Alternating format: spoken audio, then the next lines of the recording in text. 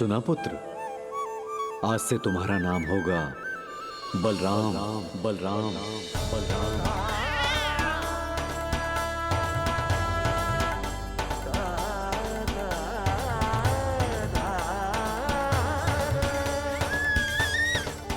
गुरुदेव, कितना अद्भुत नाम दिया है आपने इसे। अब मेरे लल्ला को भी ऐसा ही कोई उत्तम सा नाम दे दो।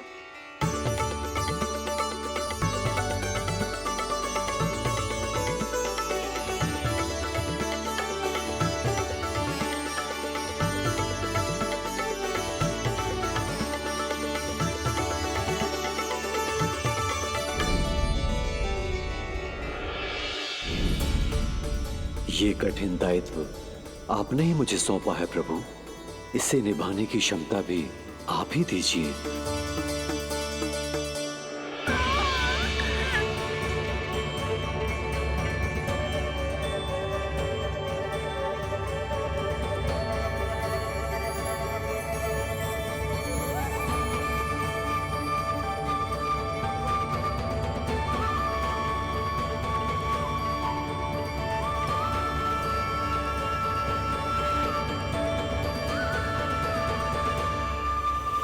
कृष्ण कृष्ण कृष्ण कृष्ण कृष्ण कृष्ण कृष्ण कृष्ण।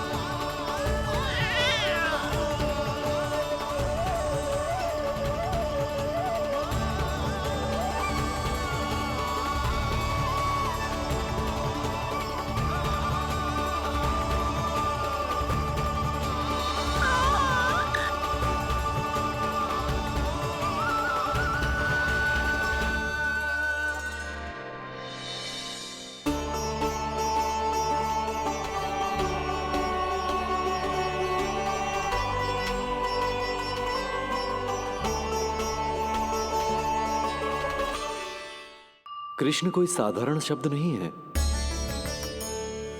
ये अनेक विशेषताओं से भरा हुआ है।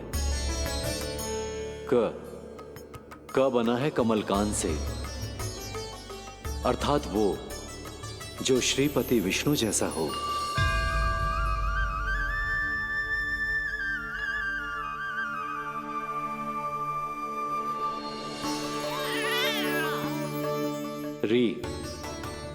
री की उत्पत्ति हुई है श्री राम से, अर्थात वो जो सबके हृदय में बस जाए। श ऐश्वर्य के स्वामी विष्णु के लिए, अर्थात वो जो समृद्धि लेकर आए।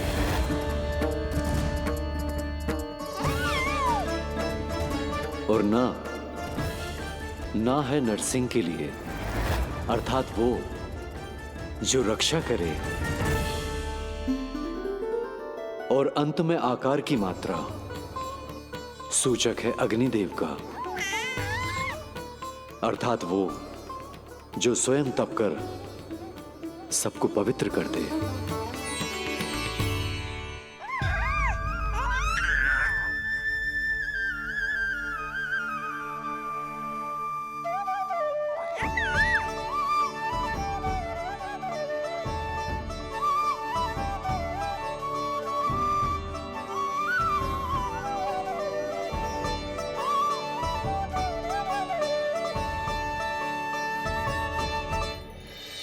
Krishna, Govinda, Hare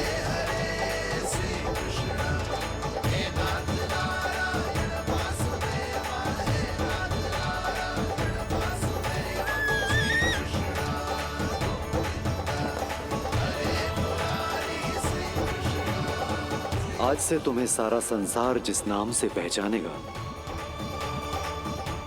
वो नाम है कृष्ण। वो नाम है कृष्ण। वो नाम है कृष्ण। वो नाम है कृष्ण। कृष्ण कृष्ण कृष्ण कृष्ण कृष्ण कृष्ण कृष्ण कृष्ण कृष्ण कृष्ण कृष्ण कृष्ण कृष्ण।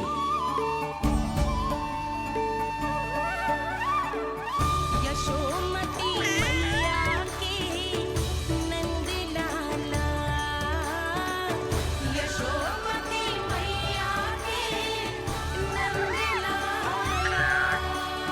असुरी कार्य करने वालों के लिए कृष्ण नाम का अर्थ एक और भी होगा। वो घनी अंधेरी रात जिसमें इसने जन्म लिया, पर इससे जो प्रेम करते हैं उन सभी के लिए कृष्ण नाम का अर्थ होगा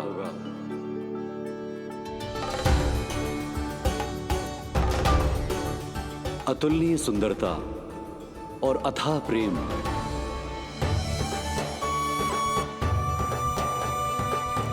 इन दोनों विशेषताओं का साक्षात स्वरूप होगा ये कृष्ण।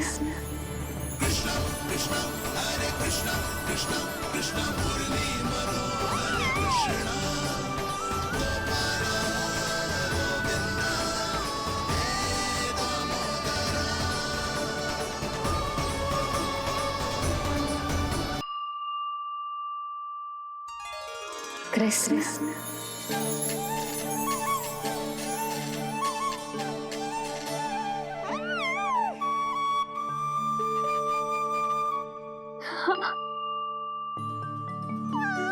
और जो मानवता के शत्रु हैं उनके जीवन में ये नाम अशांति, असुरक्षा, भय उत्पन्न करेगा, पर सात्विक प्रवृत्ति के व्यक्तियों के लिए ये नाम शांति, संतोष और सुख का सूचक होगा।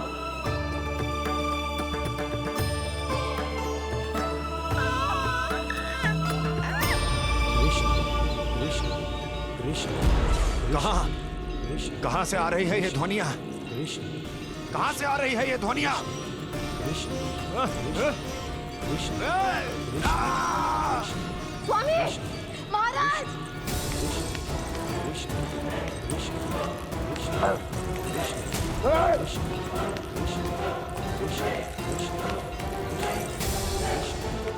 कैसी ध्वनि महाराज?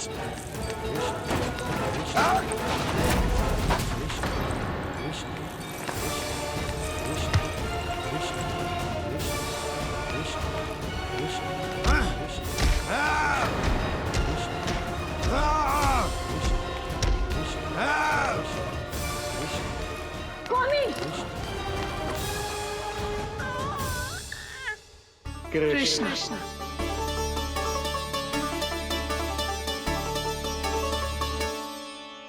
कृष्ण जे नाम अनंत काल तक स्मरण किया जाता रहेगा, जय तेरी मैया का आशीर्वाद। संसार मुझे कृष्ण बुलाए या नीलमणि कहकर पुकारे, मैं रहूंगा तो बस यशोमती मैया का नंद लाला। यशोमती मैया के नंद लाला, यशोमती मैया के नंद लाला।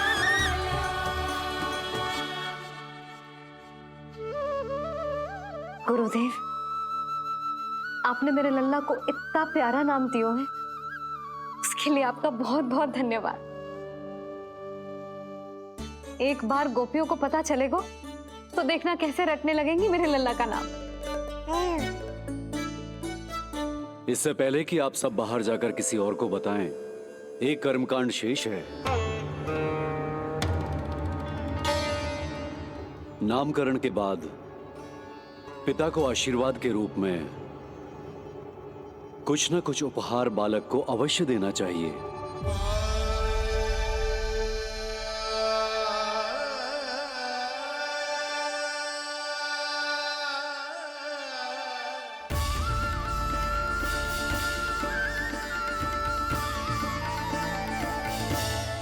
मैं क्या दूं?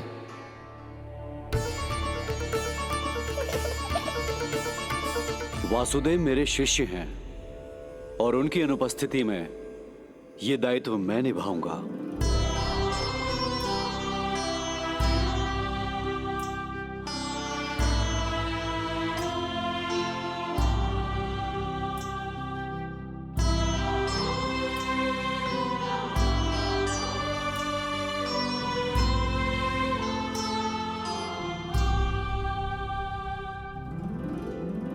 इसे अपने पिता की ओर से स्वीकार करो पुत्र।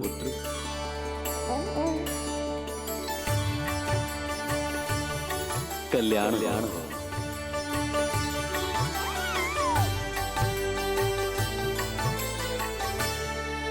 क्या दूं मैं इसे?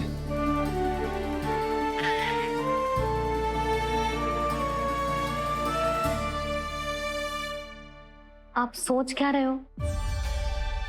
आशीर्वाद दो ना अपने कृष्ण को। अच्छा, सोच रहा हूं कि लल्ला को क्या दूं।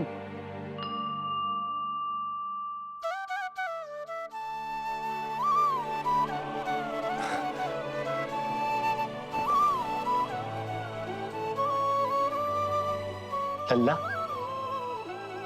तू स्वयं ही बता दे, तुझे क्या चाहिए?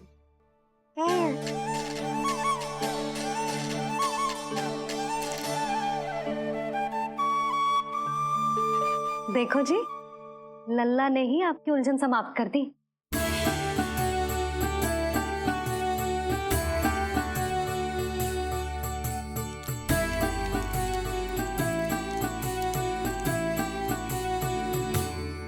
मेरा आशीर्वाद कि तेरा ये नाम कृष्ण तेरी प्रजा के लिए बहुत हितकारी हो।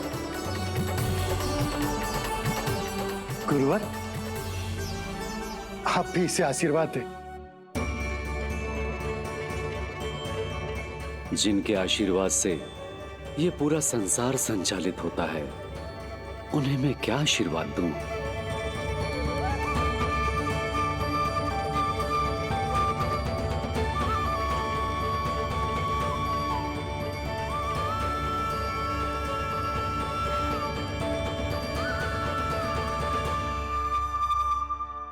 आपने तो मुझे मेरा नाम दिया है ऋषिवर। ये तो मेरा सौभाग्य था प्रभु कि आपने इस कार्य के लिए मुझे चुना। पर आपका कार्य अभी समाप्त नहीं हुआ ऋषिवर। एक विनती और है मेरी। आज्ञा दीजिए प्रभु, क्या करना होगा मुझे? बाबा को मेरी वास्तविक पहचान बतानी होगी आपको, और इन्हें इस बात के लिए मनाना होगा कि ये मैया को कभी भी मेरा सत्य पता ना चलने दे। पर प्रभु, मैं ये कैसे कर पाऊंगा? आप ही कर पाएंगे ऋषिवर, क्योंकि अब आप इस कृष्ण अवतार के मुख्य उद्देश्य को जानते हैं। बंद करो, बंद करो ये ध्वनिया।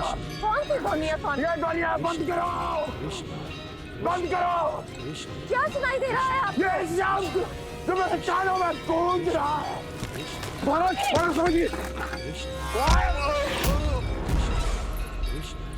रुक जाइए। मुझे मारा।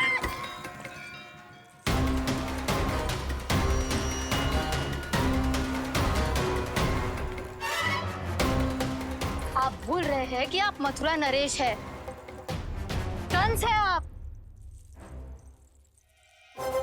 और किसी भी व्यक्ति, वस्तु या घटना से महाराज कंस इतने व्यथित नहीं हो सकते कि वो सुदबुद्ध खो बैठे।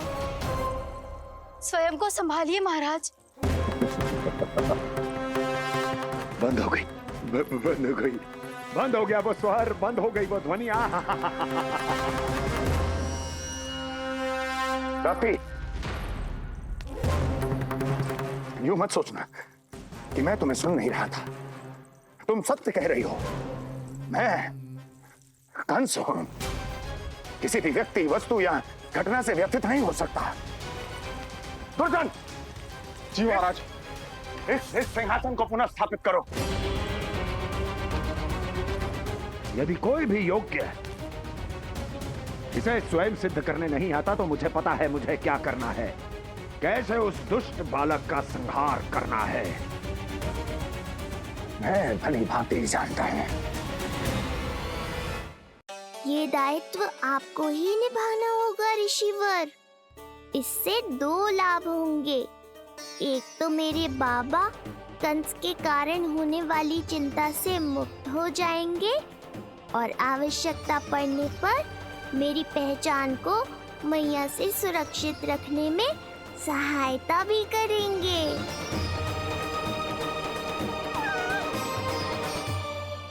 नंदराज, अब बलराम और कृष्ण दोनों को भूख लग गई होगी।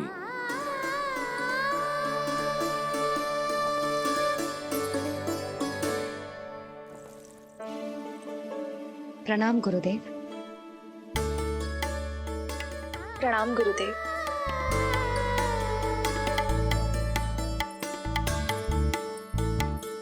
गुरुदेव, अब आप भी विश्राम कर लीजिए। नहीं नंदराज, मुझे शीघ्र ही मथुरा पहुंचना है। राजा वासुदेव और रानी देवकी मेरी प्रतीक्षा कर रहे होंगे। पर इससे पहले कि मैं जाऊं, मुझे आपको कुछ बताना है।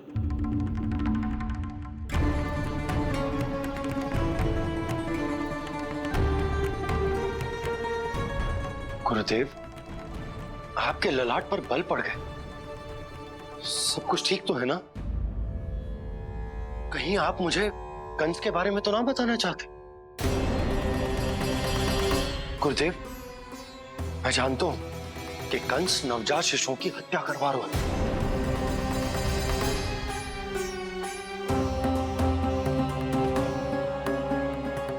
कंस नहीं, कृष्ण के बारे में कुछ कहना है मुझे।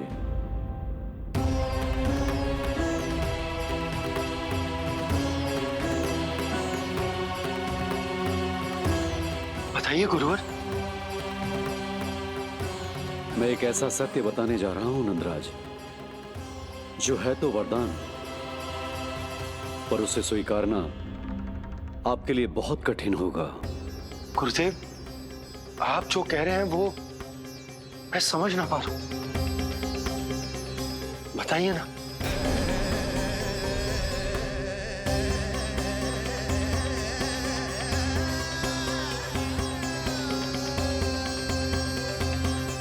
बताइए ना गुरुवर।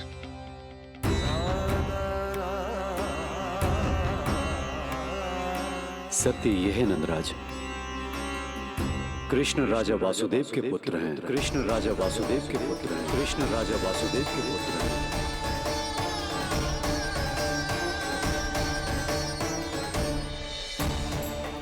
और वो कोई साधारण बालक नहीं है, स्वयं श्री हरि विष्णु के अवतार हैं। और वो कोई साधारण बालक नहीं है, स्वयं श्री हरि विष्णु के अवतार हैं।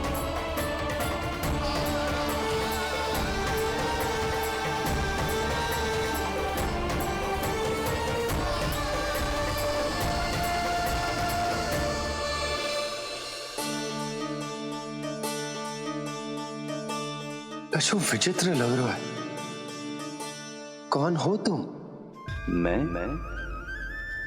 हूं श्री विष्णु का अवतार। शिव, कैसे संभव है गुरुदेव? वो तो नन्हा सा बालक।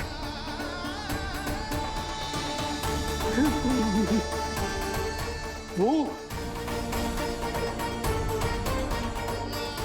श्री नारायण का अवतार कैसे हो सकता है? और गुरुदेव, आप ये सोच भी कैसे सकते हैं कि वो मेरा लल्ला वसुदेव भैया का पुत्र है? यही सत्य है नंदराज, पिछले जन्म में मिले वरदान का फल है ये।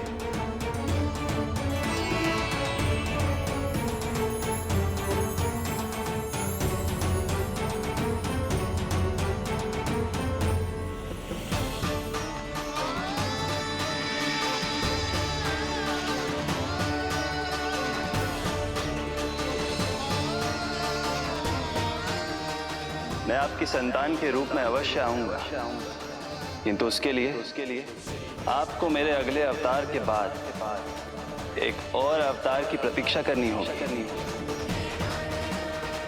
क्योंकि अगले जन्म के लिए मैं पहले ही ये वरदान माता देवकी को दे चुका हूं। इस समय मैं विवश हूं, किंतु मैं आपको वचन देता हूं, आपकी संतान बनकर अवश्य आऊंगा, मैं अवश्य आऊंगा। प्रभु,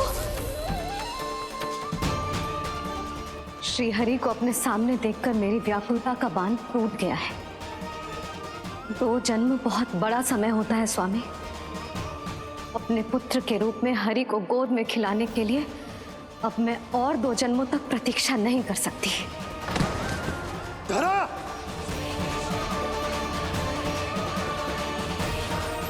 माता देवकी को मैं पहले ही वचन दे चुका हूं।